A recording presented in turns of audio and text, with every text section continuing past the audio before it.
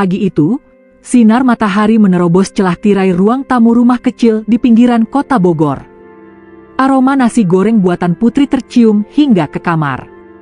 Di dapur, perempuan itu sibuk menyiapkan sarapan sambil sesekali melirik ponselnya yang terus berbunyi. Pesan masuk dari pelanggan online shopnya. "Sayang, bangun dulu. Nasinya mau kering nih kalau kelamaan," serunya sambil mengaduk wajan. Dari dalam kamar terdengar suara serak seorang pria menjawab. "Sebentar, Put. Lagi sholat dulu." Amar, suaminya, baru saja menyelesaikan sholat subuh. Ia kemudian keluar dengan sarung masih terikat di pinggang dan senyum lelah di wajahnya. Di matanya, Putri tetaplah perempuan yang ia cintai sejak 3 tahun lalu. Cerdas, rajin, dan sederhana. Dulu mereka menikah tanpa pesta mewah, hanya dengan uang tabungan Amar yang pas-pasan, tapi penuh cinta. "Udah siap sarapan?" tanya Putri sambil menata 2 piring di meja makan mungil. Amar duduk dan menatap istrinya lembut. "Enak banget baunya. Kalau masakan istri kayak gini tiap pagi, saya yakin orang-orang bakal iri." Putri terkekeh. "Ah, bisa aja. Kamu tuh ya, manis banget ngomongnya." Mereka makan bersama sambil berbincang ringan. Tentang pekerjaan Amar sebagai teknisi servis elektronik di bengkel kecil langganan warga sekitar, dan tentang pesanan online shop Putri yang mulai ramai. "Lumayan, Mas," kata Putri, sambil menunjukkan notifikasi transfer dari pelanggan. 3 orang pesan gamis sekaligus. "Untung aku sempat stok warna baru kemarin." Amar menatap ponsel itu dengan bangga. "Alhamdulillah, rezeki istri salehah. Kamu tuh hebat, Put. Aku bangga banget sama kamu." Ucapan sederhana itu membuat Putri tersenyum malu. Hubungan mereka di awal pernikahan memang dipenuhi saling dukung. Amar bekerja keras di luar rumah, sementara Putri mengurus rumah dan mencoba bantu keuangan lewat bisnis kecilnya. Semuanya tampak berjalan baik, hangat, damai, penuh rasa syukur. Tapi waktu berjalan, dan segala hal yang tumbuh kadang membawa perubahan yang tak disadari. 2 tahun kemudian, bisnis Putri melesat. Ia tak lagi hanya menjual gamis lewat media sosial, melainkan sudah punya tim reseller di berbagai kota. Pendapatannya kini jauh melebihi Amar, yang masih bekerja di bengkel dengan penghasilan pas-pasan. Namun, Amar tak pernah mempermasalahkan itu. "Rezeki datang dari mana aja, yang penting halal," ujarnya suatu malam, saat Putri menyerahkan uang hasil jualan untuk kebutuhan rumah. Tapi bagi Putri, perbedaan penghasilan itu perlahan menanam sesuatu di hatinya, rasa lebih unggul. Perubahan itu tak terjadi tiba-tiba. Awalnya hanya dari hal-hal kecil. Cara Putri menegur Amar yang lupa menjemur baju, nada suaranya yang kini lebih tinggi, atau matanya yang sesekali menatap Amar dengan kelelahan dan sinis, seolah berkata, "Kamu gak berkembang." Suatu sore, Amar pulang dengan wajah lusuh dan tangan kotor bekas oli. Ia baru saja memperbaiki kulkas di rumah pelanggan. Hujan turun rintik-rintik, dan tubuhnya menggigil sedikit. Namun begitu masuk rumah, ia menemukan Putri sedang duduk di ruang tamu, menatap layar laptop dengan ekspresi tegang. "Sayang, aku pulang," sapanya lembut sambil melepas sandal. Jawab Putri tanpa menoleh. Amar mendekat, mencoba mencium keningnya istrinya, tapi Putri menepis halus. "Tangan kamu kotor, Mas. Jangan pegang aku dulu. Aku lagi kerja juga." Seketika, ada rasa perih yang menancap di dada Amar. Ia menarik napas panjang dan berjalan ke kamar mandi tanpa kata. Dulu, setiap kali ia pulang, Putri selalu menyambutnya dengan pelukan dan secangkir teh hangat. Sekarang, yang menyambutnya hanya dinginnya udara sore dan aroma parfum mahal dari tubuh istrinya. Suatu malam, saat makan malam, Putri membuka pembicaraannya membuat suasana berubah tegang. "Mas, aku pengen ganti motor. Yang sekarang udah tua, sering mogok." Amar menatapnya sambil mengunyah perlahan. "Iya, Tapi tabungan kita belum cukup, Put. Mungkin 2-3 bulan lagi. Putri meletakkan sendok dengan nada ketus. Kenapa harus nunggu tabungan kamu? Aku bisa beli sekarang. Aku yang pakai, aku yang bayar, kan gak masalah? Amar mencoba tetap tenang. Bukan gitu maksudku. Aku cuma pengen semua keputusan besar dibicarain bareng. Putri menatapnya dingin. Masih juga kamu merasa berhak nentuin? Padahal gajimu aja kadang aku yang tutupin kalau kurang. Kata-kata itu menampar harga diri Amar. Ia terdiam cukup lama sebelum menjawab pelan, aku gak pernah minta kamu tutupin, Put. Tapi kalau kamu bantu, aku selalu bersyukur. Jangan jadikan itu alasan buat merendahin aku. Putri mendengus. Aku gak ngerendahin. Aku cuma ngomong fakta. Sejak malam itu, sesuatu di antara mereka mulai retak. Amar tak lagi banyak bicara, sementara Putri semakin larut dalam kesibukannya dengan pelanggan dan tim bisnisnya. Di tengah keretakan itu, hanya satu hal yang masih membuat Amar bertahan, anak semata wayang mereka, Alfi, yang baru berusia 7 tahun. Setiap pagi, Amar selalu mengantar Alfi ke sekolah dengan motor tuanya. Kadang Alfi bertanya polos, "Ayah, kenapa ibu sekarang sering marah-marah?" Pertanyaan itu menusuk lebih dalam daripada apapun. Amar hanya tersenyum kecil dan menjawab, "Ibu capek, Nak. Doain aja biar ibu tenang lagi." Tapi di hatinya, Amar tahu, bukan sekadar lelah yang membuat Putri berubah. Ada jarak yang tak bisa ia jembatani, jarak antara hati yang dulu menyatu, kini terpisah oleh ego dan kesuksesan. Suatu malam, setelah Putri tertidur di kamar sementara lampu dapur masih menyala, Amar duduk di meja makan sambil menatap foto pernikahan mereka yang tergantung di dinding. Waktu itu, wajah Putri memancarkan bahagia yang tulus. Kini, setiap kali ia memandang wajah itu, Amar bertanya dalam hati, kemana perginya perempuan yang dulu rela hidup susah bersamaku? Kapan senyum itu berubah jadi dingin dan menghina? Namun, Amar memilih diam. Ia masih berharap badai ini hanya sementara. Ia masih percaya bahwa rumah itu bisa kembali hangat seperti dulu. Tapi takdir punya rencana lain. Karena malam itu, di luar rumah, seorang lelaki bernama Randy, rekan bisnis Putri, mengirim pesan yang akan jadi awal kehancuran segalanya. "Put, aku kagum banget sama kamu. Kalau semua istri kayak kamu, mungkin dunia gak akan kekurangan perempuan hebat." Dan tanpa Amar tahu, Putri membalas dengan emoji senyum, dan dari situlah segalanya mulai berubah arah. Sejak pesan dari Randy malam itu, hari-hari Putri perlahan berubah. Ia mulai sering tersenyum sendiri di depan ponselnya, bahkan di saat Amar sedang berbicara. Awalnya Amar menganggap itu wajar, mungkin Putri sedang membalas pesan pelanggan. Tapi seiring waktu, nalurinya sebagai suami berkata lain. Kini, Putri lebih sering di kamar kerja daripada di dapur. Jika dulu setiap pagi ia menyiapkan sarapan dengan sabar, sekarang roti tawar dan kopi sachet menjadi menu rutin mereka. "Mas, tolong Alfi disuapin ya. Aku harus meeting Zoom sama tim." Kalimat itu hampir selalu keluar setiap pagi. Amar menuruti tanpa banyak kata, tapi setiap sendok nasi yang ia suapkan ke mulut anaknya terasa seperti bukti bahwa perannya sebagai kepala keluarga makin terkikis. Alfi kadang bertanya polos, "Ayah, kenapa sekarang ibu sibuk terus? Dulu kan ibu suka masak bareng ayah." Amar tersenyum kaku. "Ibu kerja buat masa depan kita, Nak. Biar kita gak susah." Padahal jauh di dalam hati, ia tahu, bukan masa depan yang sedang dibangun, tapi jarak. Suatu malam, saat Putri sedang mandi, ponselnya bergetar di meja ruang tamu. Amar yang baru saja masuk dari luar memungutnya tanpa niat buruk, hanya ingin meletakkannya di tempat aman. Tapi layar ponsel yang menyala menampilkan notifikasi pesan dari nama yang sudah tak asing. "Randy, kamu kelihatan capek banget hari ini di video call. Pengen deh bisa nyemangatin langsung.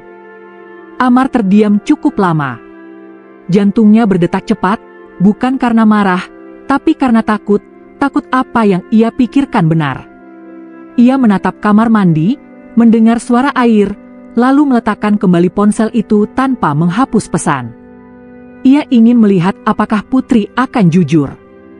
Namun malam itu, ketika Putri keluar dari kamar mandi, Amar hanya berkata lembut, "Kamu capek banget, ya? Istirahat aja, jangan kerja terus." Putri tersenyum sekilas, tapi matanya tidak menatap Amar. "Iya, aku capek banget, Mas. Banyak yang harus aku pikirin." Kemudian ia langsung berbaring tanpa sempat menatap suaminya. Dan disitulah Amar sadar, dirinya kini hanya jadi bayangan di rumahnya sendiri.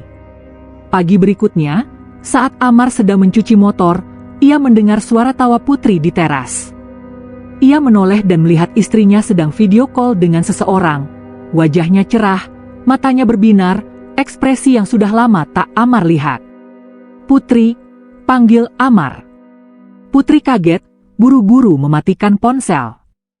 "Ngagetin aja, Mas." "Siapa?" tanya Amar pelan, menatap istrinya dengan nada datar tapi penuh tekanan. "Teman kerja," jawab Putri cepat. Amar menatapnya lama, lalu berkata dengan suara berat, "Teman kerja gak biasanya bikin kamu senyum kayak gitu."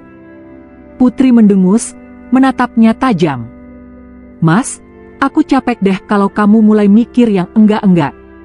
Aku kerja buat bantu keluarga ini. Tapi kamu malah suzon." Amar mencoba menahan diri. "Aku gak nuduh. Tapi aku suamimu, Put. Aku cuma butuh kamu terbuka." Putri berdiri, melipat tangan di dada. "Terbuka? Kamu tuh bahkan gak ngerti kerjaanku sekarang. Aku sibuk ngurus orderan, marketing, reseller. Tapi kamu malah sibuk curiga. Kalau gak percaya, ya udah. Aku juga capek dicurigain terus." Ia berbalik masuk ke rumah, meninggalkan Amar yang masih berdiri dengan sabun cuci motor menetes dari tangannya. Hari itu, Amar merasa bukan hanya motornya yang kotor, tapi juga hatinya yang mulai dipenuhi rasa kecewa. Malam itu hujan turun deras. Amar menatap plafon kamar dengan mata terbuka lebar. Putri sudah memunggunginya, sibuk dengan ponselnya yang bercahaya di tengah gelap. "Put, bisa gak malam ini kita ngobrol?" Suara Amar lirih, hampir tenggelam oleh suara hujan. Putri tak menjawab. "Putri." Ia menoleh perlahan. "Ngobrol apa lagi, Mas? Aku udah capek kerja seharian. Ngobrol tentang kita. Tentang rumah ini. Aku ngerasa kamu makin jauh." Putri menghela napas berat. "Mas, jangan terlalu sensitif. Aku gak berubah. Aku cuma sibuk. Lagian, jangan terus-terusan nyalahin aku. Kenapa gak kamu aja yang berusaha naik juga? Tambah kerja, atau buka usaha. Biar aku gak ngerasa gendong semuanya sendiri." Amar menatap istrinya tak percaya. "Kamu pikir aku gak berusaha? Setiap hari aku kerja, servis barang, kadang sampai malam. Aku cuma gak punya modal sebesar kamu." Putri langsung menatapnya tajam. "Nah itu dia masalahnya. Kamu tuh gak punya visi, Mas. Gak ada ambisi. Gimana mau maju kalau tiap hari cuma perbaiki kipas dan kulkas rusak?" Kata-kata itu menghantam seperti batu. Amar terdiam. Ia ingin marah, tapi tenggorokannya kering. Ia hanya berbisik, "Jadi kamu malu punya suami kayak aku?" Putri memalingkan wajah. "Aku gak mau bahas itu. Tidur aja." Dan malam itu, meski mereka berbaring di ranjang yang sama, hati keduanya sudah berjarak sejauh langit dan bumi. Hari-hari berikutnya, Putri semakin sering pergi keluar rumah dengan alasan meeting atau pengiriman barang. Amar mencoba percaya, tapi suatu sore, saat ia sedang memperbaiki TV di rumah tetangga, ia melihat sesuatu yang membuat dadanya sesak. Sebuah mobil putih berhenti di depan rumah mereka. Dari dalam keluar Randy, pria berjas rapi dengan senyum meyakinkan. Ia menenteng tas besar, lalu disambut Putri di depan pagar dengan wajah sumringah. Amar tak bisa menahan diri. Ia segera menutup peralatannya dan berjalan cepat pulang. "Put, siapa itu?" tanyanya dari balik pagar. Putri tampak kaget, lalu tertawa gugup. "Mas, ini Randy. Teman bisnisku. Dia cuma nganter barang." Randy menyalami Amar sopan, tapi tatapan matanya tenang, terlalu tenang untuk seseorang yang baru pertama kali bertemu suami kliennya. Amar hanya membalas senyum kaku. Setelah Randy pergi, ia menatap Putri dalam-dalam. "Kamu gak bisa bilang dulu kalau ada dia datang?" Putri melipat tangan. "Emangnya kenapa? Aku kerja, Mas. Aku gak ngapa-ngapain. Jangan lebay." "Lebay? Aku suamimu, Put. Aku cuma ngerasa ada yang gak beres." Putri membalas dingin. "Masalahnya cuma di kamu yang insecure, bukan di aku." Malam itu, pertengkaran tak bisa dihindari. Amar yang biasanya sabar akhirnya tak mampu lagi menahan amarahnya. "Aku sabar, Put. Tapi kamu udah keterlaluan. Aku masih suamimu, tapi kamu malah rahasiain semuanya. Kamu chatting, video call, pergi bareng tanpa bilang. Kamu pikir aku gak punya perasaan?" Putri membalas dengan nada tinggi. "Jangan teriak-teriak di rumah ini. Ini rumah aku, Mas. Rumah yang aku beli dari hasil kerja aku. Kamu gak punya hak ngomel di sini." Amar membeku. Kata-kata itu seperti pisau yang mengoyak seluruh harga dirinya. Ia menatap sekeliling, dinding, perabotan, foto keluarga, semuanya kini terasa asing. Rumah yang dulu dibangun dari cinta, kini jadi penjara ego. Amar perlahan berkata lirih. "Kamu benar, Put. Rumah ini milik kamu. Tapi dulu kita bangun dari janji, bukan dari uang. Dan janji itu yang kamu hancurkan."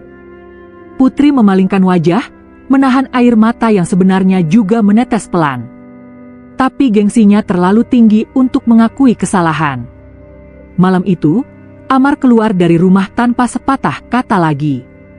Ia duduk di teras, menatap hujan, sementara di dalam rumah Putri memeluk lutut di lantai ruang tamu. Keduanya sama-sama hancur, tapi tak satu pun mau mengulurkan tangan. Sudah 2 minggu sejak pertengkaran besar itu. Rumah yang dulu penuh canda kini hanya menyisakan suara langkah dan pintu yang dibanting pelan. Amar dan Putri jarang berbicara. Bila pun harus, hanya sebatas kalimat dingin seperti "udah makan" atau "uang sekolah Alfi udah dibayar." Namun diam itu bukanlah damai, ia seperti bara yang menunggu waktu untuk menyala lagi. Alfi, anak semata wayang mereka, menjadi korban sunyi dari pertikaian itu. Ia sering duduk sendiri di depan TV, menatap kartun tanpa tawa, seolah mengerti bahwa dunia kecilnya tak lagi aman. Suatu malam, ia menghampiri Amar yang sedang memperbaiki setrika rusak di ruang tamu. "Ayah," suaranya lirih. "Iya, Nak. Kalau ayah sama ibu berantem terus, nanti ayah pergi, ya?" Amar terdiam, menatap anaknya. Ia ingin menjawab tidak, tapi hatinya sendiri ragu. Ia mengelus rambut Alfi perlahan.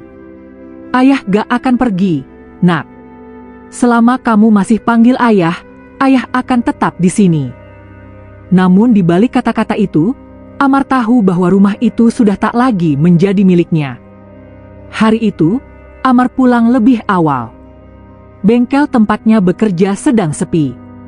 Ia ingin membawa martabak kesukaan Alfi dan Putri, berharap mungkin, hanya mungkin, suasana bisa mencair. Namun begitu ia membuka pintu rumah, langkahnya terhenti. Di ruang tamu, duduklah Putri dan Randy. Mereka terlihat serius membahas sesuatu di laptop, tapi posisi mereka terlalu dekat, terlalu nyaman. Randy menoleh dan tersenyum sopan. Oh, halo Mas Amar. Maaf ya, saya cuma bantu Putri buat revisi desain promosi. Amar menatap keduanya dengan mata yang tak lagi bisa disembunyikan kecewanya. Di rumah ini, malam-malam gini, Putri cepat berdiri. Mas, tolong jangan lebay.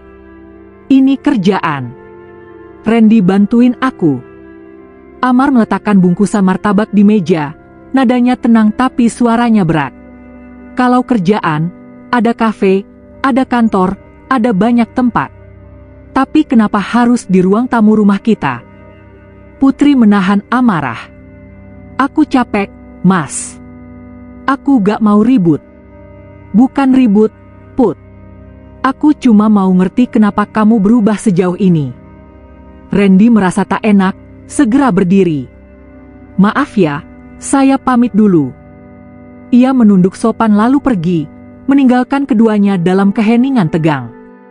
Begitu pintu tertutup, Putri langsung menatap Amar dengan mata berkilat. Kamu puas? Kamu udah bikin aku malu di depan rekan bisnisku. Putri, dia bukan cuma rekan bisnis. Aku tahu caramu lihat dia. Kamu pikir aku buta? Putri tertawa sinis.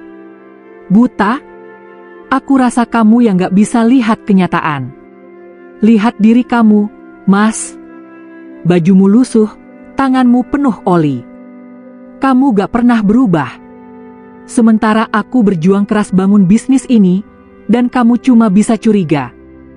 Amar melangkah maju, suaranya gemetar menahan emosi. Aku gak malu kerja kotor, Put. Aku kerja halal. Tapi kamu udah hilang rasa hormat ke suamimu sendiri. Putri menatapnya tajam. Hormat? Hormat itu buat orang yang pantas dihormati, Mas.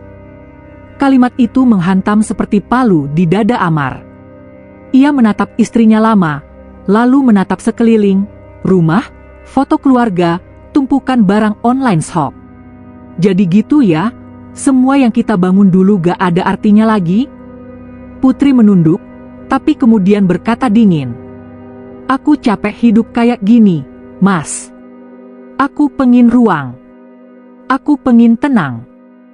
Kalau mau tenang, ya bicaralah baik-baik. Jangan hina suamimu di rumahnya sendiri. Putri tersentak, lalu tertawa getir. Rumah ini? Kamu masih bilang ini rumah kamu?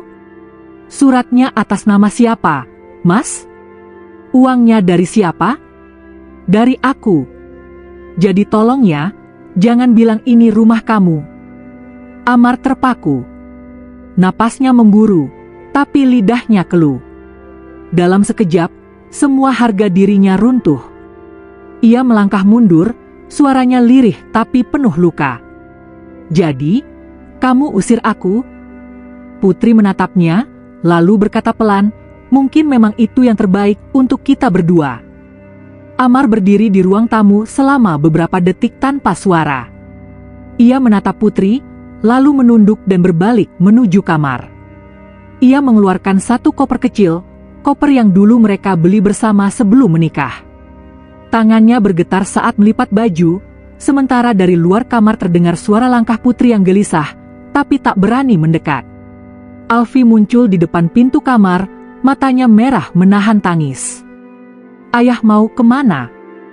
Amar berjongkok, memeluk anaknya erat. Ayah cuma mau keluar sebentar, Nak. Kamu jaga ibu ya. Jangan pergi, ya. Nanti aku gak punya teman lagi. Air mata Amar akhirnya jatuh. Ia mencium kening anaknya lama, seolah ingin mengingat setiap detik terakhir bersamanya. Ayah sayang kamu, Alfi. Selalu. Ketika Amar keluar dengan koper di tangan, Putri berdiri di depan pintu, berusaha tegar. Tapi suaranya pecah saat berkata, Aku gak mau kamu balik sebelum kamu sadar diri, Mas.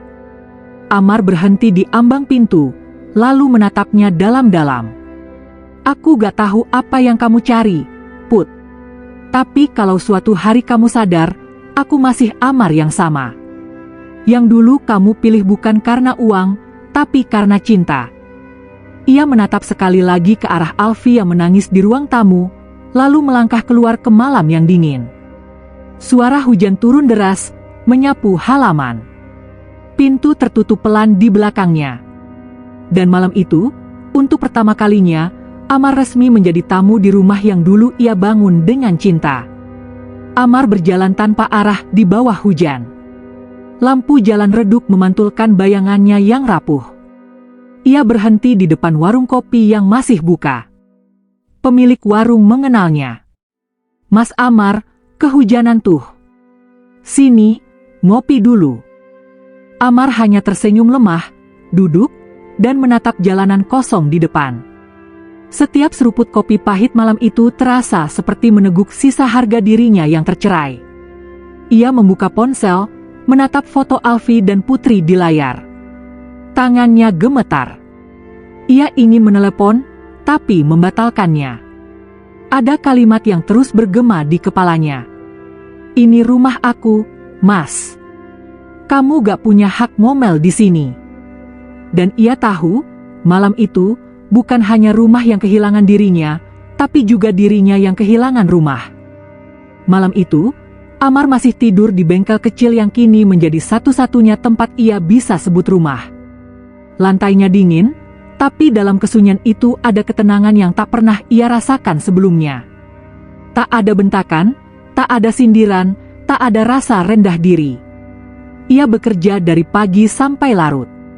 Tangannya mulai kapalan, tapi senyum kecil sering muncul di wajahnya setiap kali pelanggan memuji hasil kerjanya. "Mas Amar, servisnya cepat dan jujur, ya. Besok saya rekomendasikan ke tetangga." Kalimat-kalimat sederhana itu jauh lebih berharga dari ucapan cinta yang dulu disertai penghinaan.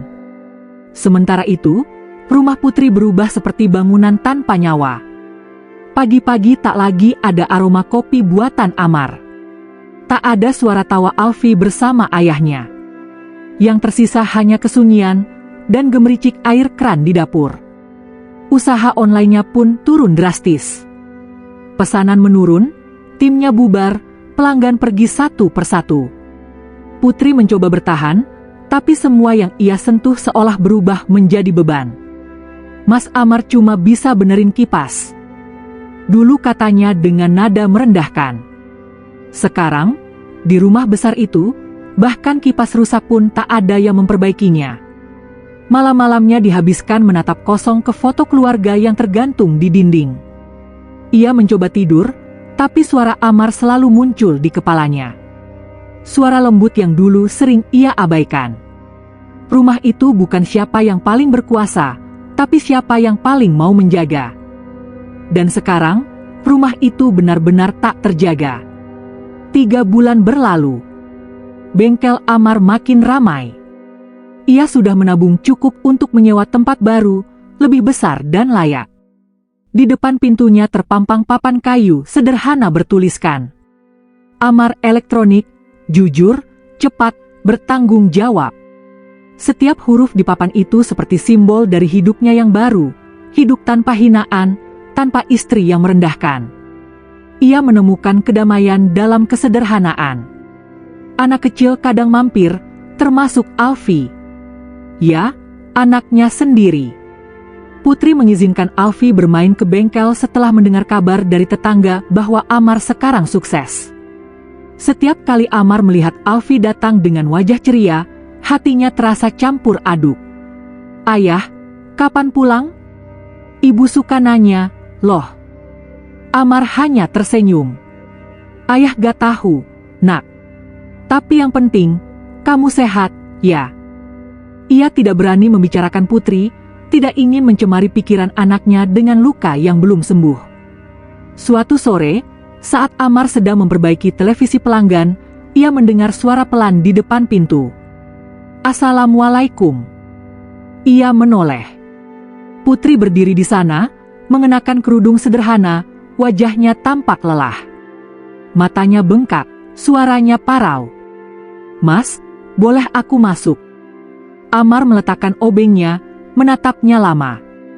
Ia mengangguk singkat, tanpa senyum. Putri duduk di kursi kayu. Tangannya gemetar menahan air mata. Aku cuma mau bilang maaf. Aku sadar, aku yang bikin kamu keluar dari rumah. Aku yang salah, Mas. Aku nyesel banget. Amar diam lama. Lalu ia berkata pelan, tanpa emosi. Kenapa baru sekarang? Putri menunduk. Aku pikir aku kuat tanpa kamu. Tapi ternyata, semua hancur. Aku kehilangan kamu, Mas. Aku kehilangan keluarga kita. Amar tersenyum kecil, tapi matanya kosong. Kamu gak kehilangan aku, Put. Kamu yang buang aku. Sekarang kamu cuma nemuin akibat dari pilihanmu. Air mata Putri jatuh deras. Mas, aku mohon. Aku pengen memperbaiki semuanya. Aku janji gak akan seperti dulu. Amar menatapnya dalam. Dulu kamu usir aku dari rumah, Put. Kamu suruh aku keluar karena kamu pikir kamu lebih dari aku. Sekarang aku udah berdiri sendiri. Aku gak marah, tapi aku juga gak punya alasan buat balik. Putri terisak. Kamu gak bisa maafin aku? Amar menatap keluar jendela bengkel, lalu berkata pelan tapi tegas. Aku udah maafin, tapi bukan buat kamu. Buat diriku sendiri. Biar aku bisa lanjut hidup tanpa dendam. Tapi maaf bukan berarti aku mau kembali ke masa lalu. Putri menutup wajahnya, menangis sesenggukan. Jadi, kamu benar-benar gak mau balik? Amar menggeleng pelan. Aku udah nemuin tempat di mana aku dihargai. Dan aku gak mau lagi pulang ke rumah yang dulu ngerasa aku cuma beban. Hening. Suara jam dinding di bengkel terdengar jelas di antara isak tangis Putri. Akhirnya ia berdiri, menatap Amar terakhir kali. Maaf, Mas, aku telat nyadar. Iya, Put. Terlambat, tapi semoga gak sia-sia. Kamu belajar dari ini. Putri melangkah pergi. Pintu bengkel tertutup pelan di belakangnya, menyisakan bau hujan dan kenangan yang tak bisa diperbaiki. Malam itu, Amar menatap langit di depan bengkel. Hujan turun rintik, sama seperti malam ketika ia dulu diusir. Tapi kali ini, hatinya tenang. Ia tidak lagi merasa kalah. Ia sadar, kadang yang paling berani bukan yang bertahan di rumah yang salah, tapi yang berani pergi dan membangun hidup baru. Di dalam rumah yang dulu megah, Putri duduk sendirian. Di tangannya foto lama mereka bertiga. Ia, Amar, dan Alfi. Foto itu basah oleh air mata. Mas, aku cuma pengen kamu pulang. Tapi yang ia dengar hanya suara hujan, membawa gema langkah yang tak akan kembali. Waktu berlalu. Amar makin sukses dengan bengkelnya, punya 2 karyawan, dan dikenal jujur di lingkungan sekitar. Ia tetap sering bertemu Alfi, anak itu menjadi alasan terbesarnya untuk terus maju. Namun setiap kali Alfi bertanya, "Ayah, kapan kita tinggal bareng lagi?" Amar hanya tersenyum. "Kalau kamu udah besar, kamu bakal ngerti, Nak. Kadang orang tua tetap sayang, meski gak bisa bersama." Putri belajar menata ulang hidupnya, tanpa Amar, tanpa gengsi. Ia menyesal, tapi penyesalan tak selalu membawa pintu kedua. Amar tidak pernah kembali ke rumah itu. Karena kadang, tidak memaafkan bukan berarti benci, tapi tahu kapan harus berhenti.